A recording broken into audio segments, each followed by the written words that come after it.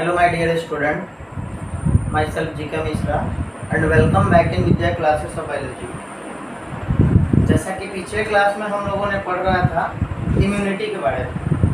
तो इम्यूनिटी में हमने आपको बताया था जैसे इम्यूनिटी का मतलब होता है प्रतिरक्षा, यानी हमारे शरीर की वैसी क्षमता जिसके द्वारा हम किसी भी तरह के माइक्रोब से या फिर फॉरेन एजेंट से, बाहरी जो भी माइक्रोब्स हैं, पैथोजन हैं, रोग कारक हैं, अगर उनसे हम लड़ सकते हों तो इसे कहा जाता है प्रतिरक्षा, यानी कि इम्यूनिटी। तो इम्यूनिटी का मतलब होता है ना कि पैथोजन से लड़ना, और पैथोजन से लड़ने की क्षमता हमारे शरीर की इम्यूनिटी कहलाती है। तो इम्यूनिटी में हमने पिछले क्लास में डिस्कस किया था कि इम्यूनिटी दो प्रकार के होते हैं। एक इम्यूनिटी में आपको बताया गया था इन्नेट इम्यूनिटी के बारे में, यानी सहज प्रतिरक्षा, और दूसरा बताया गया था एक्वायर्ड इम्यूनिटी, इसका हिंदी होता है उपार्जित प्रतिरक्षा। तो एक्वायर्ड इम्यूनिटी और इनेट इम्यूनिटी में मैंने आपको डिस्कस कर लिया था। अब यहाँ जैसे हम लोग को बातें करना है एक्टिव इम्यूनिटी क्या होता है और पैसिव इम्यूनिटी क्या होता है। तो अब आइए यहाँ जैसे एक्टिव इम्यूनिटी और पैसिव इम्यूनिटी के बारे में हम लोग समझते हैं।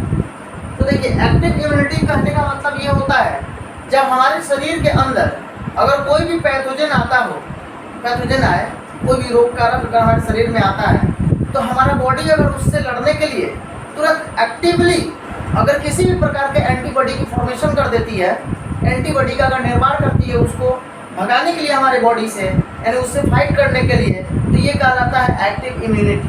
अब आइए हम लोग इसको समझते हैं ज़रा active immunity and passive immunity के बारे में। तो एक्टिव इम्यूनिटी का मतलब होता है सक्रिय प्रतिरक्षा। एक्टिव इम्यूनिटी का हिंदी होगा सक्रिय प्रतिरक्षा। हिंदी लिखते चलेंगे आप लोग। When a host is exposed to antigens, antibodies are produced in the host body. This type of immunity is called active immunity। इसका कहने का मतलब यह है जब होस्ट का सामना किसी पैथोजन से होता है, जब किसी रोग कारक से हम लोग होस्ट, जैसे होस्ट हम लोग हुए, जैसे हमारे बॉडी के अंदर कोई पैथोजन अगर आकर रह रहा है तो उसके लिए हम लोग होस्ट हुए, और पैथोजन हमारे लिए पैथोजन हुआ, रोग कारक हुआ, और हम उसके लिए होस्ट हुए। तो बोला गया कि अगर किसी होस्ट का सामना किसी पैथोजन से हो रहा है तो antibodies are produced in the host body, तो फिर होस्ट के बॉडी के अंदर एंटीबॉडी का निर्माण होने लगता है, और यह प्रक्रिया कहलाती है एक्टिव इम्यूनिटी। एक्टिव इम्यूनिटी जो होता है, एक्टिव इम्यूनिटी स्लो, ये स्लो होता है, धीमी होती है, यानी सक्रिय प्रतिरक्षा धीमी होती है, and takes time to give its full effective response, और ये अपनी पूरी तरह का प्रतिक्रिया को दर्शाने में थोड़ी वक्त लेती है, थोड़ी समय लेती है। Takes time to give its full effective response, ठीक है ना। अब अगला पॉइंट हम लोग देख रहे हैं जैसे कि पैसिव इम्यूनिटी में। तो पैसिव इम्यूनिटी में क्या होता है, तो पैसिव इम्यूनिटी में यह है निष्क्रिय प्रतिरक्षा। तो when readymade antibodies are directly given to protect the bodies against foreign agent called passive immunity. देखिए, पैसिव इम्यूनिटी हम किसको कहते हैं? पैसिव इम्यूनिटी बोलने का मतलब होता है कि जब बना बनाया हुआ एंटीबॉडी को हमारे शरीर में डायरेक्ट इंजेक्ट किया जाता है, या फिर हमारे शरीर में अगर बना बनाया हुआ एंटीजन हो, और उस समय अगर कोई भी पैथोजन का सामना अगर हमारे शरीर से होता है तो हमारे बॉडी में उसके लिए पहले से एंटीबॉडी बना हुआ है।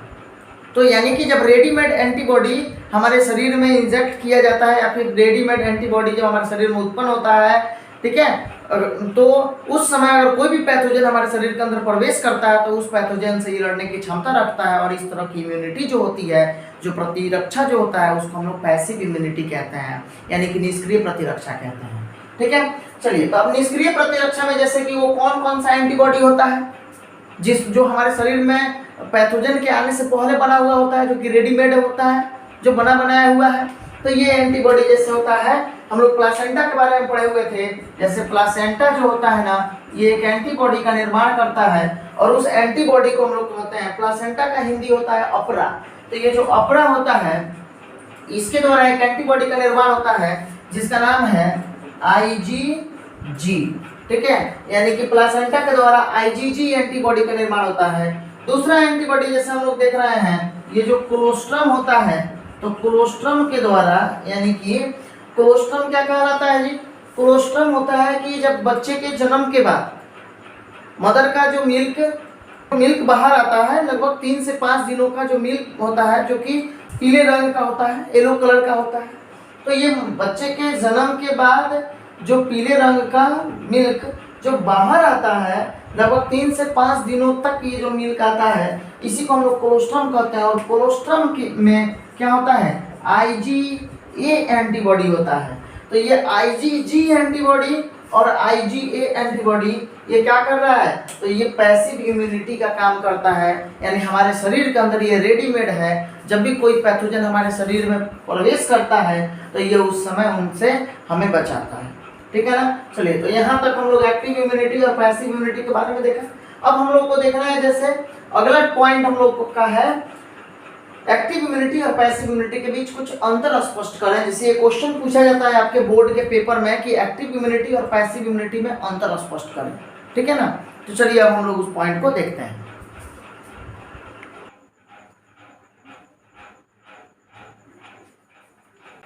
चलिए, तो अब यहाँ जैसे अब हम लोग देख रहे हैं difference between active immunity and passive immunity. अब हम लोग सक्रिय प्रतिरक्षा और निष्क्रिय प्रतिरक्षा के बीच अंतर स्पष्ट करने के लिए देख रहे हैं। ये बहुत ही VVI है, यहाँ से क्वेश्चन आता है बोर्ड में।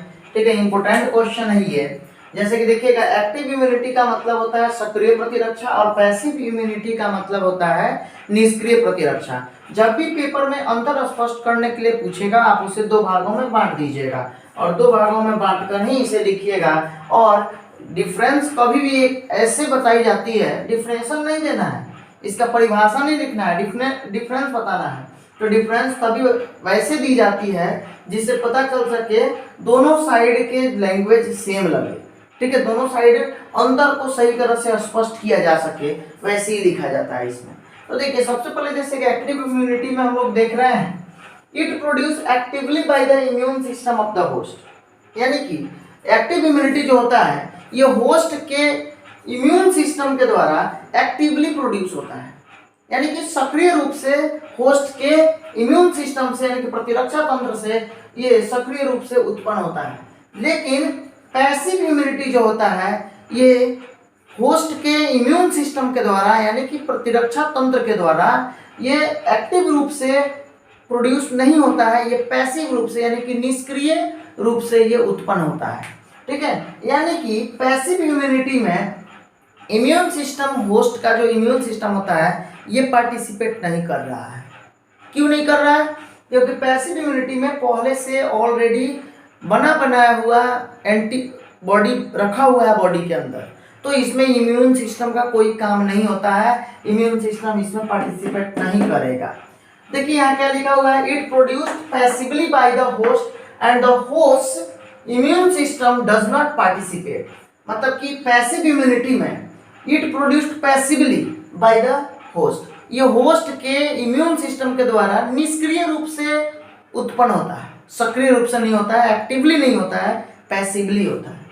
And the host immune system does not participate, और होस्ट का जो इम्यून सिस्टम है यानी प्रतिरक्षा तंत्र जो है ये इसमें पार्टिसिपेट नहीं करता है। ठीक है ना? चलिए अब अगला पॉइंट हम लोग देख रहे हैं, इट इंट्रोड्यूस्ड बाय इन्फेक्शन और बाय कांटेक्ट विथ इम्यूनोजेन। देखिए ये जो होता है इंट्रोड्यूस्ड, ये इंड्यूस्ड होता है, इट इंड्यूस्ड बाय इन्फेक्शन, यानी कि ये उत्प्रेरित कब होगा, ये कब उत्पन्न होगा हमारे शरीर के अंदर, ये कब उत्पन्न होता है?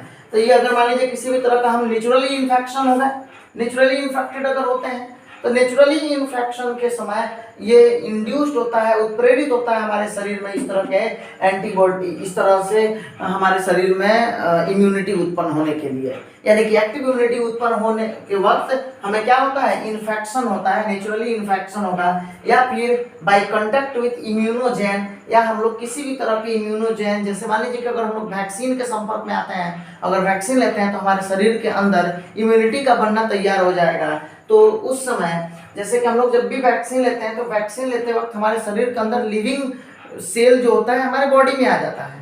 ठीक है, और उस समय वो क्या करेगा कि इसके अपोजिट जो लड़ने वाला, जो लड़ने की क्षमता रखता है, उस वैक्सीन के अपोजिट लड़ने वाले एंटीबॉडी का निर्माण कर दिया जाता है। मतलब उसके विरुद्ध लड़ने वाले जो पैथोजन है उसके लिए एंटीबॉडी का निर्माण कर दिया जाता है।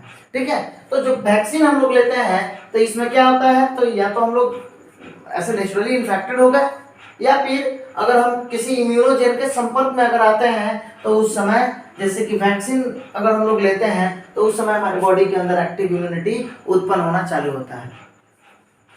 इधर साइड हम लोग आते हैं पैसिव इम्यूनिटी में देखा जाए तो it arise by introduction of readymade antibodies. ये रेडीमेड एंटीबॉडी हमारे शरीर में जब रेडीमेड एंटीबॉडी का इंट्रोडक्शन होता है तब इसके कारण ये पैसिव इम्यूनिटी उत्पन्न होता है। यानी कि अगर कोई भी होस्ट, कोई भी पैथोजन रोग कारक जब हमारे शरीर के अंदर आता है तो हमारा शरीर में अगर पहले से कोई एंटीबॉडी बनाया हुआ एंटीबॉडी है तो ये एंटीबॉडी अब क्या करेगा, इम्यूनिटी को प्रदर्शित करना चालू करेगा, और वही होता है पैसिव इम्यूनिटी में।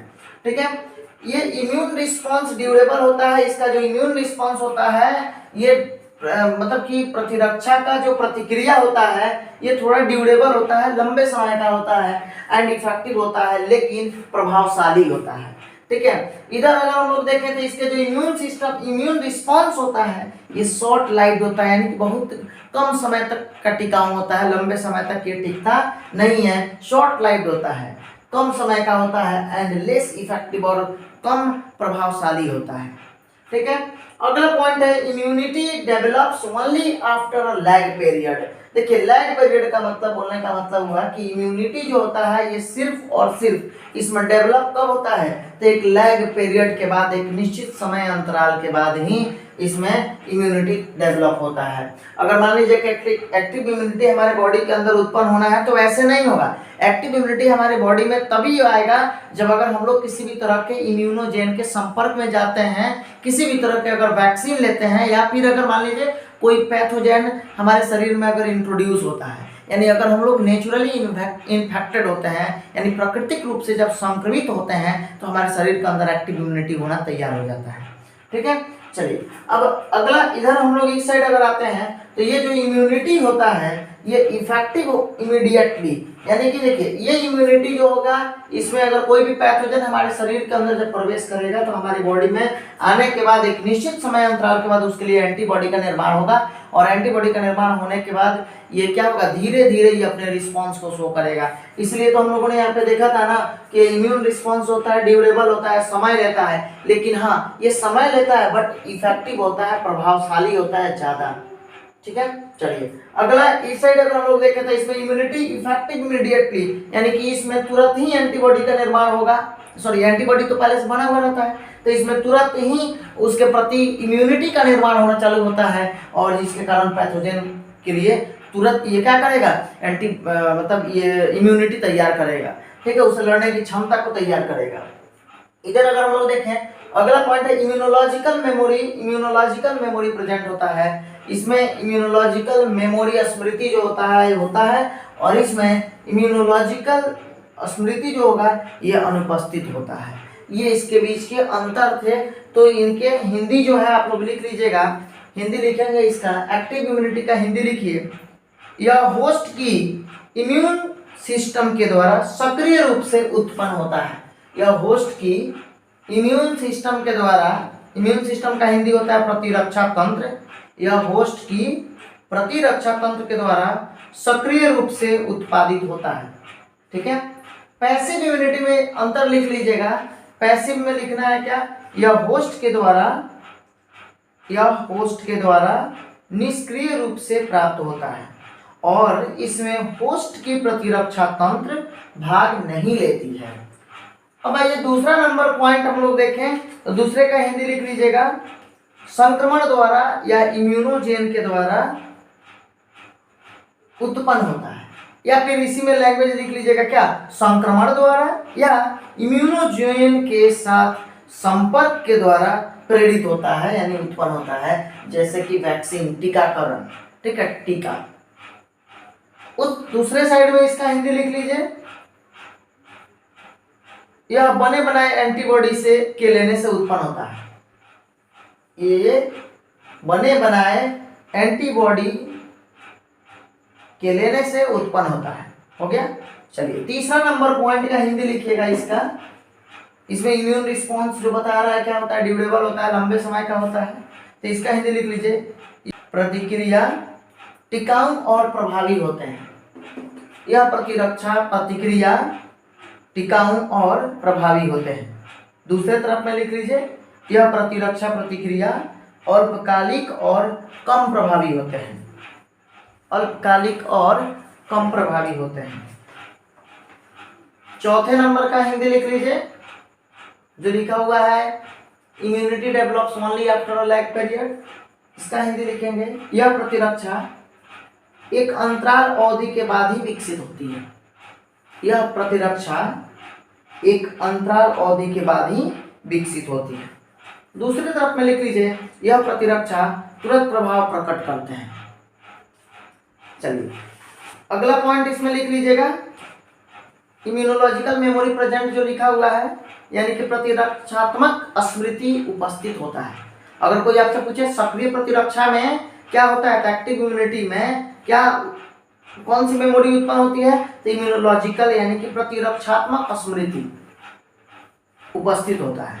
प्रतिरक्षात्मक स्मृति बोलने का मतलब होता है, इसका मतलब ये हुआ कि प्रतिरक्षात्मक स्मृति मतलब कि जो ये प्रतिरक्षा उत्पन्न किया है, जो इम्यूनिटी को ये उत्पन्न किया है, इसका याददाश्त इसके अंदर रहता है, यानी कि इसकी स्मृति इसको होता है कि इसके पहले कौन सा पैथोजन आया था और उस पैथोजन के लिए हमने किस प्रकार का इम्यूनिटी एंटीबॉडी का निर्माण किया था, ये इसको याद रहता है एक्टिव इम्यूनिटी को। लेकिन पैसिव इम्यूनिटी के पास किसी भी तरह का इम्यूनोलॉजिकल मेमोरी एब्सेंट होता है, यानी कि प्रतिरक्षात्मक स्मृति अनुपस्थित होता है। इसका हिंदी लिख लीजिएगा, प्रतिरक्षात्मक स्मृति अनुपस्थित होता है। ठीक है, तो ये हम लोगों ने इसके डिफरेंस के बारे में देख लिया।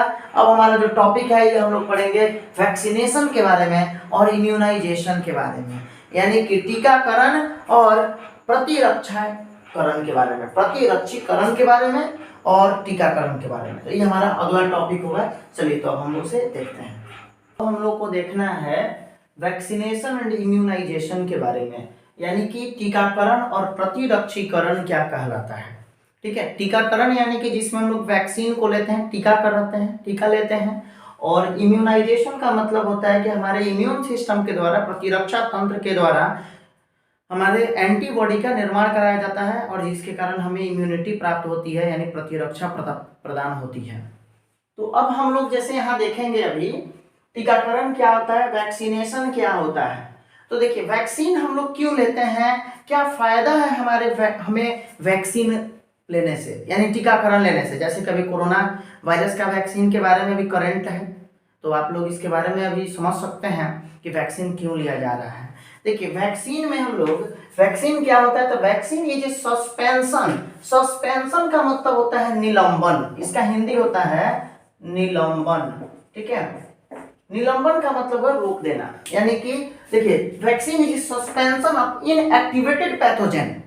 इनएक्टिवेटेड पैथोजन का मतलब होता है निष्क्रिय रोगजनक, इनएक्टिवेटेड पैथोजन या एंटीजेनिक प्रोटीन ऑफ पैथोजन, या फिर ये एंटीजेनिक प्रोटीन जो होता है उसका ये क्या होता है, सस्पेंशन होता है। कौन, वैक्सीन। यानी कि जैसे मान लीजिए कि अगर हमारे शरीर के अंदर किसी भी प्रकार का कोई पैथोजन अगर आया है, किसी भी तरह का कोई रोग कारक अगर हमारे शरीर में प्रवेश किया है, तो उस रोग कारक के लिए सस्पेंशन का काम करता है कौन, vaccine, which is taken orally. Orally का मतलब होता है मौखिक रूप से, इसे या तो हम मौखिक रूप से लेते हैं या injected to provide immunity for that pathogen, या तो इसको ओरली लीजिए या फिर इंजेक्शन के रूप में इसे हम लेते हैं, जो हमें क्या प्रदान करता है, इम्यूनिटी प्रदान करता है उस रोग कारक के लिए, मतलब उस रोग कारक के सस्पेंशन के लिए, यानी कि उस रोग कारक के निलंबन के लिए ये क्या करता है, ये हमें इम्यूनिटी प्रदान करता है, यानी कि प्रतिरक्षा प्रदान करता है। इसका हिंदी लिखिएगा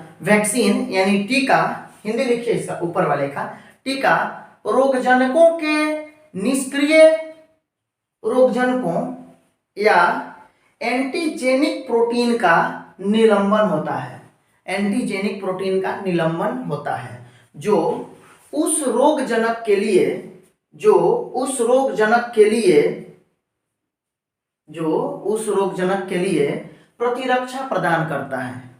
ठीक है, या फिर प्रतिरक्षा प्रदान करता है, जिसे मौखिक या इंजेक्शन के रूप में लिया जाता है। लिख लिए वैक्सीनेशन यानी टीका रोगजनकों के निष्क्रिय रोगजनकों या एंटीजेनिक प्रोटीन का निलंबन है जो उस रोगजनक के लिए प्रतिरक्षा प्रदान करने के लिए मौखिक या इंजेक्शन के रूप में लिया जाता है। हो जाएगा।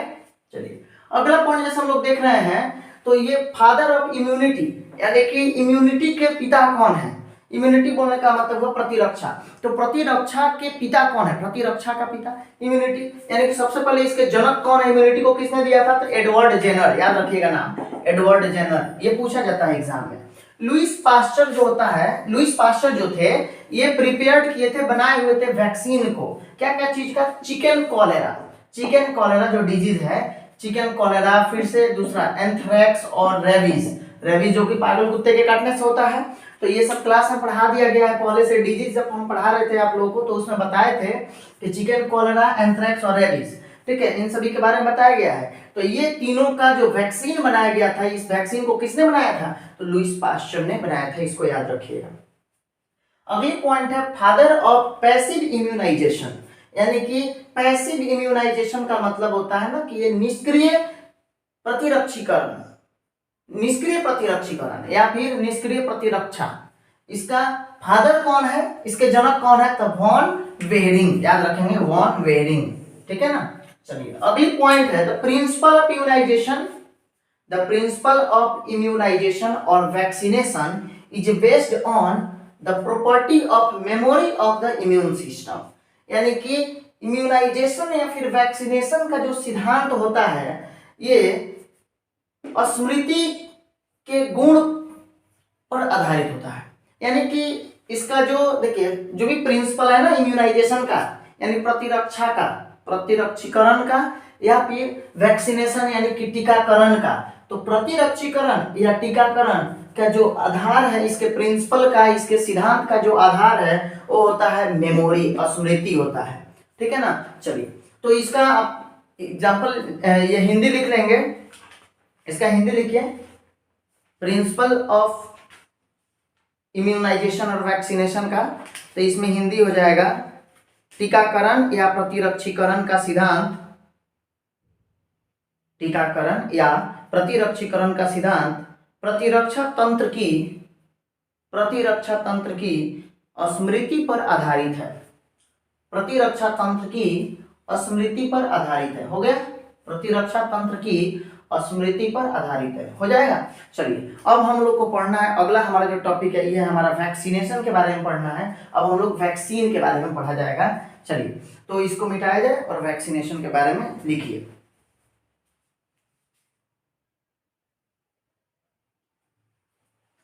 चलिए तो अब हमें देखना था जैसे कि वैक्सीनेशन के बारे में, अब हम लोग देख रहे हैं वैक्सीनेशन, टीकाकरण क्या होता है।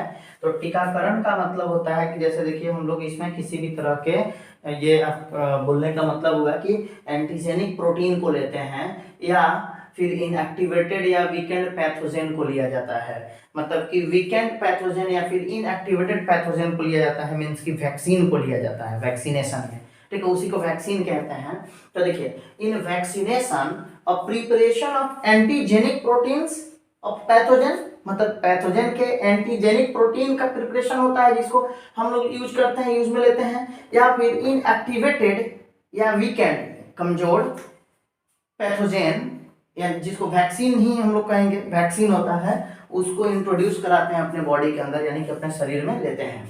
तो आप लोग इसका हिंदी लिख लीजिएगा, टीकाकरण में रोगजनक या, टीकाकरण में रोगजनक या निष्कृत ऑब्लिक, निष्कृत और ऑब्लिक देकर इसको लिख लीजिएगा दुर्बलीकृत, इसको हम लोग दुर्बलीकृत बोलेंगे, इसको निष्कृत ऑब्लिक दुर्बलीकृत रोगजनक, ब्रैकेट में लिख लीजिएगा वैक्सीन मतलब टीका, रोगजनक की प्रतिजनी प्रोटीनों को, की प्रतिजनी प्रोटीनों को निर्मित शरीर में प्रवेश कराई जाती है, ठीक है ना, क्या हो गया। चलिए अगला पॉइंट हम लिखेंगे, अगला पॉइंट सुनिए, the antibodies produced in the body against antigens would neutralise the pathogenic agent during actual infection. देखिए एक्चुअल इन्फेक्शन के समय जब वास्तविक इन्फेक्शन होता है, यानी कि वास्तविक संक्रमण होता है, तो वास्तविक संक्रमण के दौरान हमारे शरीर के अंदर, हमारे बॉडी के अंदर जो एंटीबॉडी का निर्माण होता है, ये एंटीबॉडी जो भी पैथोजेनिक एजेंट होते हैं, पैथोजेनिक एजेंट बोलने का मतलब हुआ रोगजनिक कारक, जो भी रोगजनिक कारक हैं, पैथोजेनिक एजेंट का मतलब रोगजनिक कारक, मतलब जिसके द्वारा रोग उत्पन्न होता है। तो हमारे शरीर में जब वास्तविक संक्रमण होता है तो उस समय एंटीबॉडी का निर्माण होता है, और ये जो एंटीबॉडी बनता है ये पैथोजेन को, यानी कि जो रोग कारक हैं उनको क्या करता है, ये निष्प्रभावित कर देती है, यानी कि न्यूट्रलाइज कर देती है। न्यूट्रलाइज का मतलब होता है निष्प्रभावित करना, यानी कि बिल्कुल शून्य हो जाएगा वहाँ इनका लेवल। अगर मान लीजिए कोई भी पैथोजन हमारे शरीर के अंदर प्रवेश किया है, तो यानी कि वास्तविक जब संक्रमण हमारे शरीर को जब भी होता है तो वास्तविक संक्रमण के दौरान हमारे शरीर में एंटीबॉडीज का निर्माण होता है। तो ये जो एंटीबॉडी का निर्माण होता है ये क्या करता है, तो हमारे शरीर के अंदर जो भी रोगजनिक कारक है, यानी पैथोजेन है, जो रोग कारक है, उसको क्या करता है, न्यूट्रलाइज कर देता है, यानी उसे शून्य कर देगा, बिल्कुल ही निष्क्रियकृत कर देगा, यानी इसको हम लोग बोल सकते हैं क्या, निष्प्रभावित कर देगा। ठीक है, चलिए अगला पॉइंट है the vaccines also generate. Vaccine जो होता है ये खुद भी, वैक्सीन जो होगा, हम लोग जो भी वैक्सीन लेते हैं ये मेमोरी बी और टी सेल का निर्माण करती है, यानी कि वैक्सीन भी मेमोरी, स्मृति बी और टी सेल का निर्माण करेगी। अच्छा, मेमोरी बी और टी सेल हम पहले से आपको बताए हुए हैं, बी सेल और टी सेल, मतलब जब आपको लिम्फोसाइट बताया जा रहा था तो लिम्फोसाइट के बारे में हम आपको बताए हुए थे, मतलब हमारे शरीर के अंदर ये इन्हीं के कारण प्राइमरी रिस्पांस या फिर सेकेंडरी रिस्पांस उत्पन्न होता है। प्राइमरी रिस्पांस में हम आपको बताए हुए थे, यानी प्राथमिक प्रतिक्रिया, जब पहली बार हमारे बॉडी के अंदर कोई भी पैथोजन का सामना होता है, फर्स्ट टाइम हमारा बॉडी जब इनकाउंटर होता है पैथोजन से, जब पैथोजन हमारे शरीर में आता है तो उस समय हमारा बॉडी उस पैथोजन को मारने के लिए, उस रोग कारक को मारने के लिए क्या करती है, एक रिस्पांस शो करती है, और उस रिस्पांस को हम लोग प्राइमरी रिस्पांस कहते हैं, यानी कि प्राथमिक प्रतिक्रिया कहते हैं। और ये रिस्पांस यानी यह प्रतिक्रिया लो इंटेंसिटी वाला होता है, कम तीव्रता वाला होता है। जबकि यही पैथोजन दूसरी बार जब आता है तो हमारा बॉडी उस समय एक रिस्पांस देगा, अब उस रिस्पांस को हम बोलेंगे सेकेंडरी रिस्पांस, यानी कि द्वितीयक प्रतिक्रिया देगा, और ये द्वितीयक प्रतिक्रिया हाई इंटेंसिटी वाला होता है, यानी कि उच्च तीव्रता वाला होता है। और इस उच्च तीव्रता के कारण उस पैथोजन से हम आसानी से लड़ सकते हैं और उसको बाहर भगा देते हैं। तो इसका मतलब ये हुआ कि दूसरी बार जब वही पैथोजन आया तो उसके लिए सेकेंडरी रिस्पांस हमारा शरीर की तरफ से बन रहा था, लेकिन पहली बार जब आया था तो प्राइमरी रिस्पांस बन रहा था।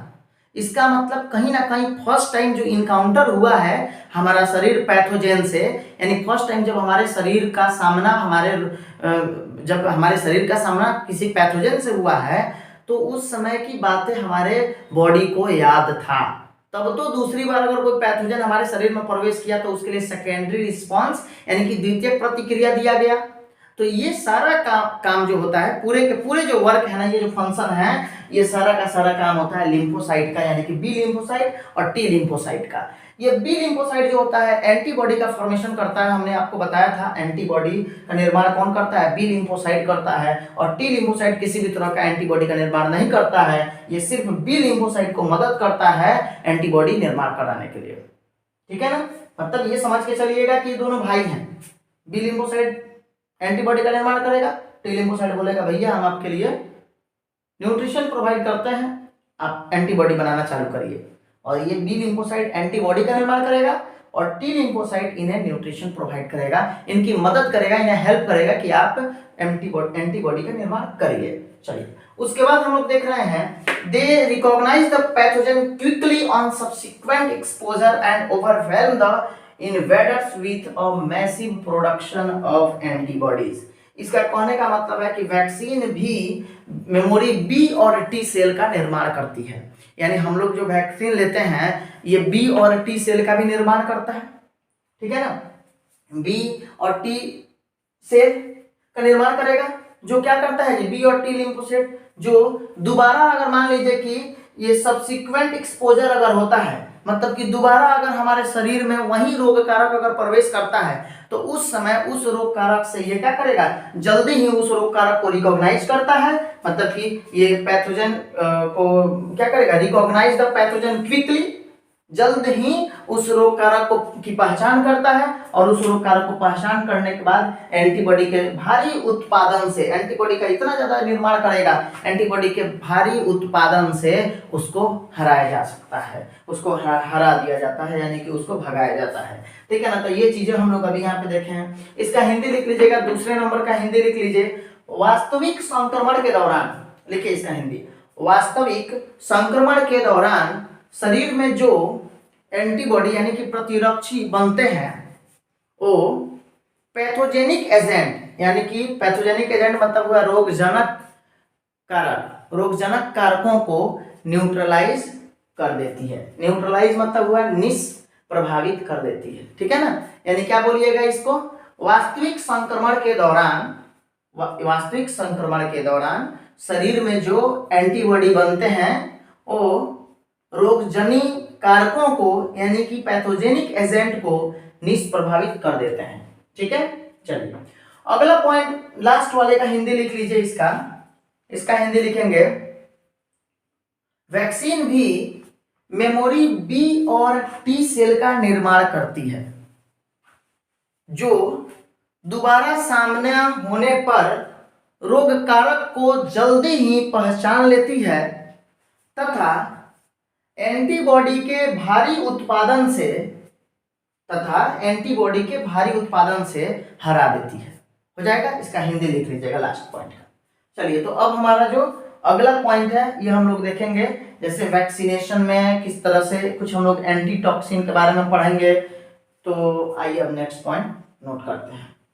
अब जैसे हम ये आपको बताने जा रहे हैं, जैसे मान लीजिए कि अगर हमें कभी एक बीमारी होता है जैसे टेटनस, तो टेटनस एक ऐसी बीमारी होती है जिसमें कि टेटनस के समय में हमें डायरेक्टली एंटीबॉडी को अपने बॉडी के अंदर परफॉर्म कराया जाता है, मतलब बॉडी के अंदर डायरेक्ट सीधे ही शरीर में टीका के रूप में इसको दिया जाता है, एंटीटॉक्सिन के रूप में। एंटीटॉक्सिन जो टीका होता है उसके रूप में हमारे बॉडी में तुरंत ही लेना होता है, क्योंकि इसमें टेटनस होता है बहुत ही जल्दी स्प्रेड करता है हमारे शरीर के अंदर और बहुत जल्दी इसके कारण जो होता है प्रभावित हो जाता है हमारा पूरा बॉडी। तो उस समय हमारे शरीर में पूरे के पूरे पॉइजन हो जाते हैं और उस पॉइजन के लिए यानी कि उस टॉक्सिक सब्सटेंस के लिए, उस टॉक्सिक सब्सटेंस जो हमारे शरीर के अंदर बना हुआ है उससे छुटकारा पाने के लिए हमारे शरीर में तुरंत ही एंटीटॉक्सिन का डोज जो होता है उसको टीका के रूप में सीधे ही अपने शरीर में लिया जाता है। ठीक है ना। तो देखिए वही चीजें हैं, if a person is infected with some deadly microbes to which, मतलब कि जब कोई भी पर्सन, जैसे कोई भी व्यक्ति अगर मान लीजिए कोई व्यक्ति किन्हीं ऐसे घातक रोगाणुओं से संक्रमित होता है, घातक रोगाणुओं से संक्रमित होता है जिसमें की आवश्यकता होती है, जिसके लिए तुरंत ही इम्यून रिस्पॉन्स की रिक्वायरमेंट होती है। देखिए which quick immune response is required as in tetanus, जैसे कि टेटनस में ऐसा होता है। तो टेटनस जब भी होता है तो उस समय में क्या होता है, टॉक्सिन को टेटनस में प्रभावकारी निष्पादित मतलब जो परफॉर्म्ड एंटीबॉडीज, वही परफॉर्म्ड एंटीबॉडीज लिया जाता है। तो परफॉर्म्ड एंटीबॉडीज का मतलब होता है ना कि प्रभावकारी निष्पादित प्रतिरक्षी को या फिर किसी भी तरह के एंटीटॉक्सिन को हम लोगों को अपने शरीर में तुरंत ही फौरन, क्विकली यानी कि फौरन इसे क्या किया जाता है, हमारे शरीर में एक्सपोज कराया जाता है, लिया जाता है। तो जैसे कि हमने यहाँ देखा कि अगर मान लीजिए किसी भी व्यक्ति को किसी भी तरह के घातक रोगाणुओं के द्वारा अगर संक्रमित होता है तो उस समय में हमारे शरीर को तुरंत ही इम्यून रिस्पॉन्स की आवश्यकता होती है। इम्यून रिस्पॉन्स की आवश्यकता तुरंत होती है, जैसे कि टेटनस में। तो टेटनस में डायरेक्टली परफॉर्म्ड एंटीबॉडीज या एंटीटॉक्सिन को वैक्सीन के रूप में हमारे शरीर में लिया जाता है। इसका हिंदी लिख लीजिएगा। अगर व्यक्ति किन्हीं ऐसे घातक रोगाणुओं से संक्रमित होता है, अगर व्यक्ति किन्हीं ऐसे घातक रोगाणुओं से संक्रमित होता है जिसके लिए फौरन प्रतिरक्षियों की आवश्यकता होता है, जैसा कि टेटनस में, तो प्रभावकारी निष्पादित प्रतिरक्षियों यानी कि परफॉर्म्ड एंटीबॉडीज या प्रति आवेश यानी एंटी टॉक्सिन, जो कि ये टॉक्सिन के विरुद्ध काम करता है, विषैले पदार्थ के आवेश के विरुद्ध काम करता है, तो उसको हम लोग बोलते हैं प्रति आवेश यानी एंटी टॉक्सिन को टीके के रूप में सीधे दिए जाने की जरूरत है। अब आइए, अब हम लोग ये देख रहे हैं कि ये एंटी टॉक्सिन क्या होता है। तो ये एक तरह का टॉक्सिन के विरुद्ध काम करने वाला एंटीबॉडी है। एंटी टॉक्सिन क्या होता है, जैसे मान लीजिए अगर किसी को सांप काट लेता है, सांप अगर बाइट किया तो उस समय में उसके शरीर के अंदर एंटी टॉक्सिन दिया जाता है, यानी कि जैसे वेनोम के विरुद्ध काम करने वाला एंटी वेनोम का डोज दिया जाता है। जैसे सांप के जो पॉइजन होता है, जहर होता है, उसको हम लोग वेनोम बोलते हैं, और उसके विरुद्ध काम करने वाले को एंटी वेनोम बोलते हैं। तो एंटी वेनोम की डोज दी जाती है, जो कि एक तरह के वेनोम के विरुद्ध काम करने वाला एंटीबॉडी होता है। ठीक है, तो एंटीबॉडी क्या है, a preparation containing antibodies to the toxin, यानी कि एक ऐसी निर्मित जिसमें आवेश के लिए प्रतिरक्षियां होती है, यानी कि जिसमें टॉक्सिन के लिए एंटीबॉडी होती है। यह एक ऐसा प्रिपरेशन होता है, हिंदी लिख लीजिए, ऐसा प्रिपरेशन जिसमें आवेश के लिए, यानी कि आवेश बोलने का मतलब क्या होता है, तो टॉक्सिन के लिए प्रतिरक्षियां होती है, यानी एंटीबॉडीज होता है। एंटीबॉडीज का हिंदी प्रतिरक्षियां होता है, प्रतिरक्षियां होती है। हो गया, चलिए अब हम लोग अगला पॉइंट देखेंगे। Even in case of a snake bite, मतलब अगर अचानक मान लीजिए कि अगर आपको किसी भी मामला में अगर सांप काट लेता है, तो the in fact injection which is given to the patient contain performed antibodies against the snake venom. देखिए, यानी इसके कहने का मतलब ये है कि मान लीजिए अगर सपोज हमको किसी भी प्रकार का अगर कभी कोई सांप काटता है, तो सांप काटने के बाद उसे शरीर के अंदर तो वेनोम आ जाता है, तो उस समय उसे एंटीडोज दिया जाएगा, यानी एंटी टॉक्सिन दिया जाएगा। वेनोम एक जहरीला पदार्थ होता है, एक पॉइजन है, तो जब ये टॉक्सिक सब्सटेंस, जब ये टॉक्सिन हमारे शरीर के अंदर आ गया, तो इसके विरुद्ध काम करने वाला यानी कि एंटी टॉक्सिन डोज को लिया जाता है। और ये एंटी टॉक्सिन होता है जो वेनोम के विरुद्ध काम करेगा, यानी कि एंटी वेनोम होता है। और इस तरह के इम्यूनाइजेशन को हम लोग क्या बोलते हैं, पैसिव इम्यूनाइजेशन बोलते हैं। इस तरह के प्रतिरक्षीकरण को हम लोग निष्क्रिय प्रतिरक्षीकरण कहते हैं। ठीक है, चलिए, तो इसका हिंदी आप लोग लिख लीजिएगा। इसका हिंदी लिखिए, सांप के काटे जाने के मामले में भी रोगी को जो सुई लगाई जाती है, सांप के काटे जाने के मामले में भी रोगी को जो सुई लगाई जाती है, उसमें सर्प जीविस यानी वेनोम के विरुद्ध निष्पादित प्रतिरक्षी होती है, ठीक है। चलिए, और इस प्रकार के प्रतिरक्षीकरण को निष्क्रिय प्रतिरक्षीकरण कहा जाता है। इस प्रकार के प्रतिरक्षीकरण को निष्क्रिय प्रतिरक्षीकरण कहा जाता है। हो गया, चलिए अब लास्ट वाला हम लोग पॉइंट देख रहे हैं, बाय रिकॉम्बिनेंट डीएनए टेक्नोलॉजी। एक ये मेथड है रिकॉम्बिनेंट डीएनए टेक्नोलॉजी। तो इस रिकॉम्बिनेंट डीएनए टेक्नोलॉजी के द्वारा एंटीजेनिक पॉलीपेप्टाइड का निर्माण किया जाता है, मतलब पैथोजेन का, रोगकारक के एंटीजेनिक पॉलीपेप्टाइड का निर्माण किया जाता है। अब जैसे देखिए, ये एक तरह का मेथड है रिकॉम्बिनेंट डीएनए टेक्नोलॉजी। तो रिकॉम्बिनेंट डीएनए टेक्नोलॉजी इसका मतलब होता है जैसे कि पुनर्योगन डीएनए प्रौद्योगिकी, ठीक है। इसको हम लोग देखिए, यानी कि रिकॉम्बिनेंट डीएनए टेक्नोलॉजी के द्वारा हम लोग क्या करते हैं, तो रिकॉम्बिनेंट डीएनए टेक्नोलॉजी के द्वारा एंटीजेनिक पॉलीपेप्टाइड का निर्माण किया जाता है। मतलब कि किसी भी प्रकार के रोगकारक का जो पॉलीपेप्टाइड है एंटीजेनिक, यानी कि एंटीजेनिक बोलने का मतलब हुआ किसी भी तरह के एंटीजन के विरुद्ध काम करने वाला जो पॉलीपेप्टाइड का हम लोग निर्माण करते हैं, जैसे कि बैक्टीरिया या फिर ईस्ट में ऐसा होता है। तो अभी आप लोग जानते भी होंगे, जैसे हेपेटाइटिस बी वायरस जो होता है, उसके लिए जो वैक्सीन बना है, वो वैक्सीन खमीर यानी कि ईस्ट के द्वारा बनाया गया है। ईस्ट के द्वारा बनाया हुआ, ईस्ट के द्वारा रिकॉम्बिनेंट डीएनए टेक्नोलॉजी का यूज करके ईस्ट के द्वारा प्रोडक्शन किया गया है किसका, एंटीजेनिक पॉलीपेप्टाइड पैथोजेन का। तो इसमें एग्जांपल में आप लिख सकते हैं, जैसे कि hepatitis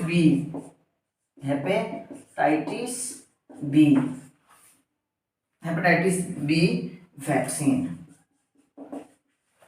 is produced by yeast, yeast के द्वारा बनाया गया है। हेपेटाइटिस बी वैक्सीन का जो प्रोडक्शन हुआ है ये ईस्ट के द्वारा हुआ है। और कौन से मेथड के द्वारा? तो रिकॉम्बिनेंट डीएनए टेक्नोलॉजी मेथड के द्वारा। बात समझ में आ गई? चलिए अब यहाँ पे अब इसको नोट करिए, हिंदी दिखेंगे।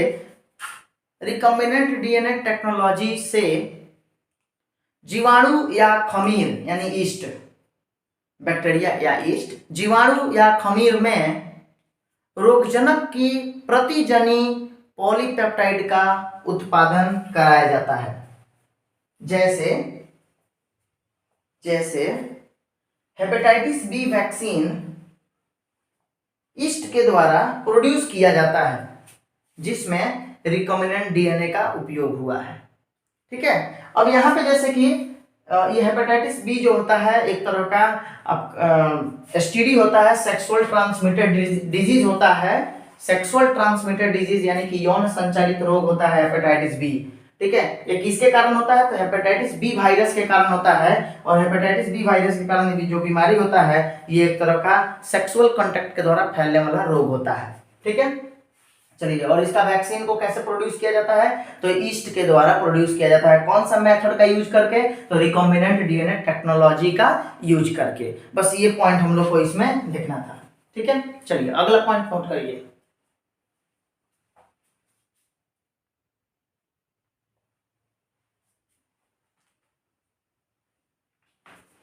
अब ये एक नया टॉपिक है, जैसे एलर्जी। एलर्जी के बारे में हम लोग देख रहे हैं, क्वेश्चन भी इससे बहुत पूछा जाता है एलर्जी से, और बहुत ही इंपॉर्टेंट टॉपिक है ये। बीबीआई है एकदम एग्जाम के बोर्ड के पेपर के लिए।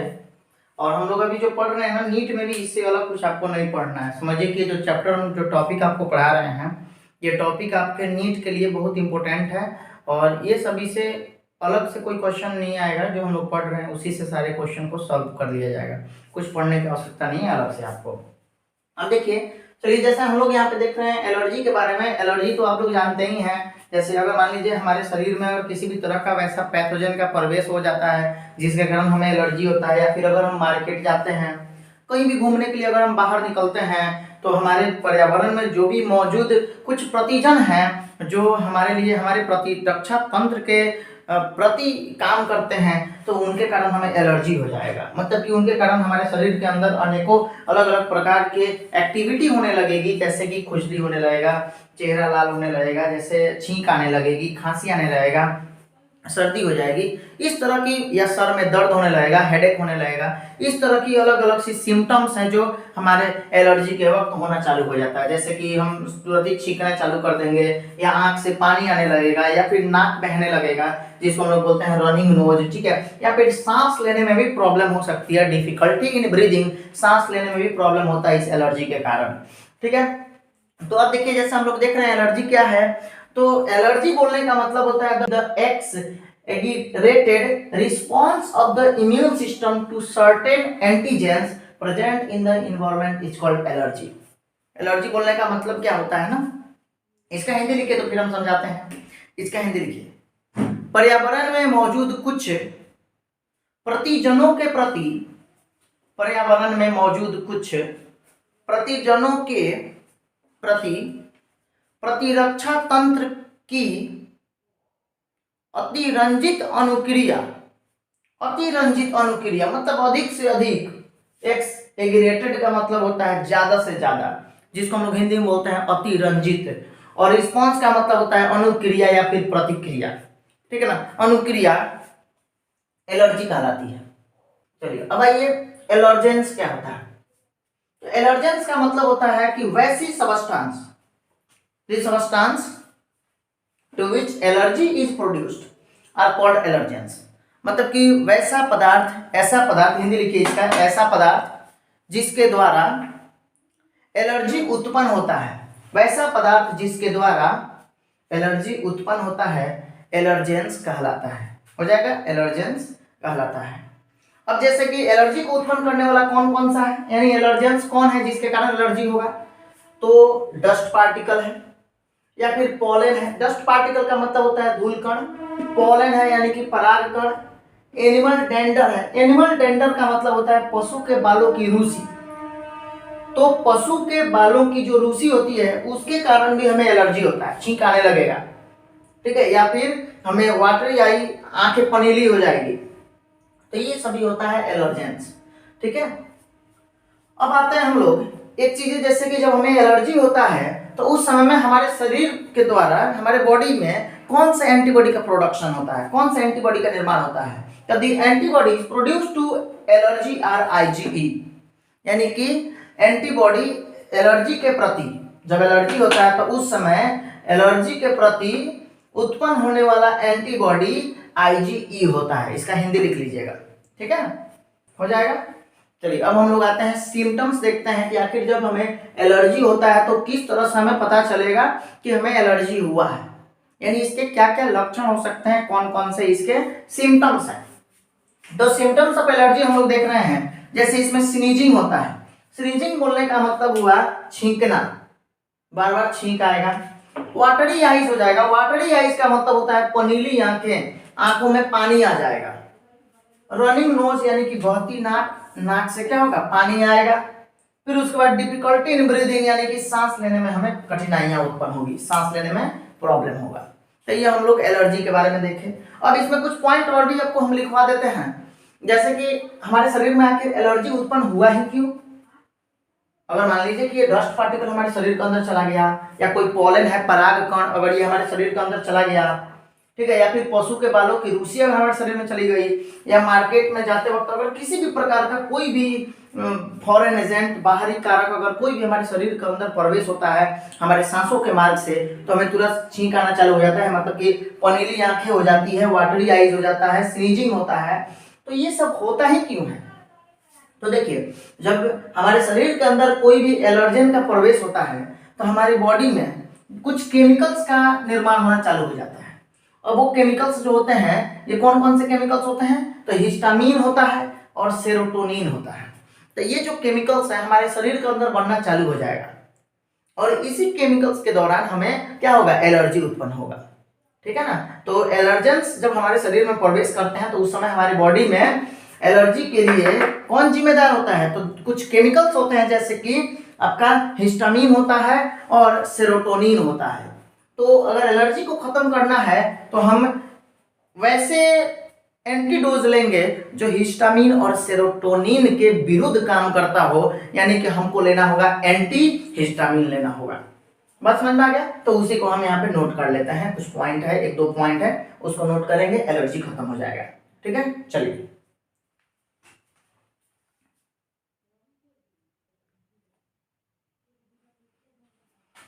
तो अब आइए, अब हम नोट करते हैं, जैसे कि एलर्जी का कुछ पॉइंट जो हमने आपको बोला था कि एलर्जी के बारे में हम लोगों ने अभी पढ़ा कि अगर कहीं पे भी हम लोग जाते हैं किसी मार्केट में भी, तो एलर्जी उससे हमें उत्पन्न होता है, यानी हमारे शरीर के अंदर किसी भी तरह का कोई भी पैथोजन जैसे या कोई भी एलर्जेंस अगर प्रवेश कर जाता है तो हमारा शरीर जो होता है उस ये कुछ अलग अलग प्रकार की प्रतिक्रियाएं उत्पन्न करने लगती है, और वही एलर्जी कहलाता है।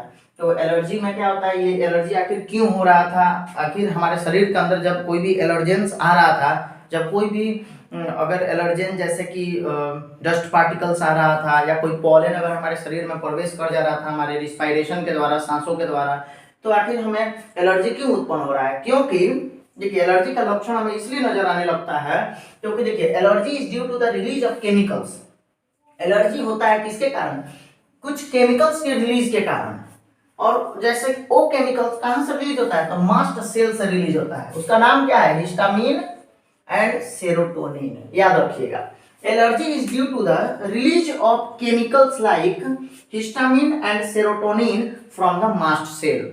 यानी कि ये एलर्जी कब होगा, तो एलर्जी कुछ केमिकल्स जैसे कि हिस्टामीन और सेरोटोनिन जैसे केमिकल्स के रिलीज के कारण होता है, जो मास्ट सेल से रिलीज होते हैं, ठीक है। हमारे शरीर में जो मास्ट कोशिका होती है इसके द्वारा ये रिलीज होते हैं। चलिए, तो अब इसका हिंदी आप लोग लिख लीजिएगा। एलर्जी मास्ट कोशिकाओं से, एलर्जी मास्ट कोशिकाओं से हिस्टामीन और सेरोटोनिन जैसे रसायनों के निकलने के कारण होता है, ठीक है। चलिए अब आते हैं हम लोग अगला पॉइंट, जैसे इसको हम लोग सही कैसे करें। ये मान लीजिए कि हिस्टामिन और सेरोटोनिन अगर रिलीज हुआ तो उसके कारण हमें एलर्जी होगा, तो उसको हम कंट्रोल कैसे करेंगे? तो कंट्रोल करने के लिए द यूज ऑफ ड्रग्स, कुछ ड्रग्स का यूज करते हैं, जैसे कि हिस्टामिन के विरुद्ध काम करने वाला या फिर सेरोटोनिन के विरुद्ध काम करने वाले हम लोग एंटीडोज को लेते हैं। जैसे the use of drugs like anti histamine, adrenaline and steroids quickly reduce the symptoms of allergy. यानी कि कुछ हम औषधि लेते हैं, कुछ हम ड्रग्स लेते हैं, दवाइयां लेते हैं, जैसे एंटी हिस्टामिन, एंटी एड्रेनालिन और स्टेरॉइड जैसे कुछ औषधियों के लेने से क्विकली यानी जल्द ही ये एलर्जी का सिम्टम्स रिड्यूस हो जाता है, खत्म हो जाता है। इसका हिंदी लिखिएगा, एंटी हिस्टामिन, एड्रेनालिन और स्टेरॉइड जैसी औषधियों के प्रयोग से एलर्जी के लक्षण को जल्दी घटाई जाती है। ठीक है, चलिए अगला पॉइंट सुनिएगा। अब हम लोग का मोस्ट इंपोर्टेंट टॉपिक चल रहा है, बहुत ही इंपोर्टेंट ये टॉपिक है। ठीक है, जैसे ऑटो इम्यूनिटी यानी कि स्व प्रतिरक्षा, ये VVI का होल स्क्वायर है, समझिए बहुत इंपॉर्टेंट होता है ऑटो इम्यूनिटी। इससे क्वेश्चन भी कई बार आता है। फिर ऑटो इम्यून डिजीज भी पूछा जाता है। ऑटो इम्यून डिजीज ये ऑटो इम्यूनिटी में गड़बड़ी के कारण होता है, तो इन सभी के बारे में हम लोग को ही पढ़ना है। देखिए ऑटो इम्यूनिटी यानी कि स्व प्रतिरक्षा, स्व प्रतिरक्षा अपने आप खुद का इम्यूनिटी को तैयार करना, अपने आप को इम्यूनिटी बूस्टअप करना, ये ऑटो इम्यूनिटी होता है। ऑटो इम्यूनिटी जो होता है ये किस पे आधारित होता है? तो ये मेमोरी बेस्ड होता है, मतलब मेमोरी पे आधारित होता है, मीन्स की स्मृति पर आधारित होता है, यानी याददाश्त पर आधारित होता है। तो it is memory based acquired immunity. Auto immunity क्या होता है जी? एक्वायर्ड इम्यूनिटी ही है, एक तरह का एक्वायर्ड इम्यूनिटी का टाइप है। तो एक्वायर्ड इम्यूनिटी हम आपको पढ़ाए थे जब शुरू में इम्यूनिटी के बारे में, तो इम्यूनिटी के बारे में मैंने बताया था आपको इम्यूनिटी दो प्रकार के होते हैं। इम्यूनिटी दो प्रकार के कौन कौन से होते हैं? तो एक होता है आपका उसमें एक्वायर्ड इम्यूनिटी और दूसरा होता है इनेट इम्यूनिटी। तो इनेट इम्यूनिटी को हमने बताया था कि इनेट इम्यूनिटी हमें जन्म से मिलता है, लेकिन ये मेमोरी पे बेस्ड नहीं होता है, याददाश्त पे आधारित नहीं होता है, स्मृति पे आधारित नहीं होता है। जबकि ये जो एक्वायर्ड इम्यूनिटी होता है ये मेमोरी बेस्ड होता है, मतलब कि याददाश्त इसमें होता है, स्मृति होता है, या स्मृति पे आधारित होता है एक्वायर्ड इम्यूनिटी। एक्वायर्ड इम्यूनिटी हमें जन्म से नहीं मिलता है, जन्म के बाद ही हमारे शरीर में इसकी उत्पत्ति होती है। ठीक है, तो अब सुनिएगा, ये ऑटो इम्यूनिटी जो होता है it is memory based acquired immunity, यानी कि यह स्मृति पर आधारित उपार्जित प्रतिरक्षा है। अब देखिए, अब हमें देखना है ऑटो इम्यून डिजीज के बारे में। तो ये ऑटो इम्यून डिजीज क्या है, यानी कि स्व प्रतिरक्षा रोग क्या है? तो ऑटो इम्यून डिजीज जैसे कि sometimes due to genetic and other unknown reason, मतलब कुछ कभी कभी या तो जेनेटिक कारण से, अनुवांशिक कारणों से, या फिर अदर अननोन रीजन, किसी भी कारणों से जो हमें नहीं पता हो, यानी अननोन रीजन के द्वारा the body attacks self cell, मतलब कि हमारा शरीर जो होता है अपने सेल पे ही अटैक कर देता है, and this result in damage to the body, और इसके परिणाम स्वरूप हमारा पूरा का पूरा शरीर डैमेज हो जाता है, and is called auto immune disease. तो ऑटो इम्यून डिजीज में क्या होगा? Sometimes due to genetic and other unknown reason the body attacks self cells and this result in damage to the body and is called auto immune disease. इसका हिंदी लिख लीजिएगा, कभी कभी अनुवांशिक और अज्ञात कारणों से शरीर अपने ही कोशिकाओं पर हमला कर देता है, शरीर अपने ही कोशिकाओं पर हमला कर देता है, इसके फलस्वरूप शरीर को क्षति पहुंचती है और यह स्व प्रतिरक्षा रोग कहलाता है, और यह स्व प्रतिरक्षा रोग कहलाता है। हो गया? चलिए, अब यहां बात आती है कि आखिर ये ऑटो इम्यून डिजीज का नाम क्या है? ये कौन सा डिजीज है ऑटो इम्यून डिजीज जिसके कारण हमारे शरीर में हमारे बॉडी के अंदर हमारा बॉडी तुरंत नष्ट हो जा रही है, इसमें हमारा बॉडी ही हमारे सेल पे अटैक कर रहा है, हमला कर रहा है।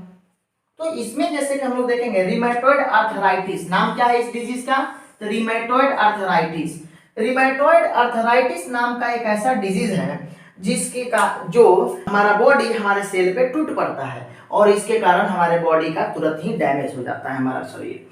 अब ये रिमेटॉइड आर्थराइटिस को ऑटो इम्यून डिजीज कहते हैं। तो याद रखिएगा ऑटो इम्यून डिजीज कौन सा होता है, तो रिमेटॉइड आर्थराइटिस एक स्व प्रतिरक्षा रोग होता है, इसका हिंदी हो जाएगा नीचे वाले का। ठीक है, चलिए तो अब जैसे हम लोग को नेक्स्ट क्लास में पढ़ना है कुछ इम्यून सिस्टम में हमारे शरीर में क्या क्या आता है, तो इम्यून सिस्टम में हम लोग पढ़ेंगे क्या क्या है, तो नेक्स्ट क्लास में हम लोग देखा जाएगा। अभी तत्काल आप लोग यहाँ तक कंप्लीट करिए इसको, ठीक है, ओके, थैंक यू।